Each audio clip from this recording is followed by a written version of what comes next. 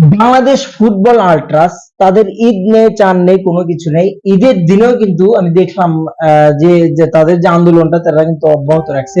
জিনিসটা ভাই আমার কাছে এতটাই খারাপ লাগলো। অনেকগুলো সদস্য ছিল, অনেকে ছুটিতে, ঈদের ছুটিতে বাসায় গেছে ঈদের দিন, তারপরেও তাদের কিন্তু আন্দোলন থেমে নাই। 3 জন সদস্য হলো কিন্তু তারা টিকিটের জন্য হাহাকার করছে। বাফুফের অবশ্যই বাংলাদেশ ফুটবল ফেডারেশনের দেখা উচিত এই বিষয়টা, খুবই গুরুত্বের সাথে দেখা উচিত।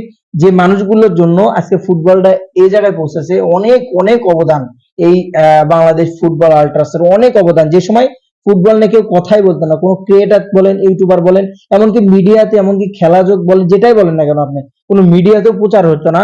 সেই সময় কিন্তু ফুটবল আল্ট্রাস কিন্তু কথা বলতো। আজকে যাদের জন্য হামজাগে পেলাম আমরা, তাদেরকে ভুলে যাচ্ছি, তাদেরকে টিকিট দিতে যাচ্ছি না। এটা লজ্জাজনক একটা বিষয়।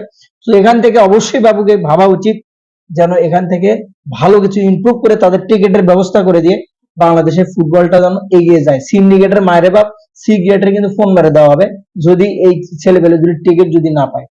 দেখা যাক কোন কন্ডিশনে যায়। সিঙ্গাপুর আর বাংলাদেশের ম্যাচটা যেহেতু মাঝখানে আরো একদিন সময় আছে, এর ভেতরে 100% অবশ্যই বাফুফে কোনো একটা ব্যবস্থা করবে।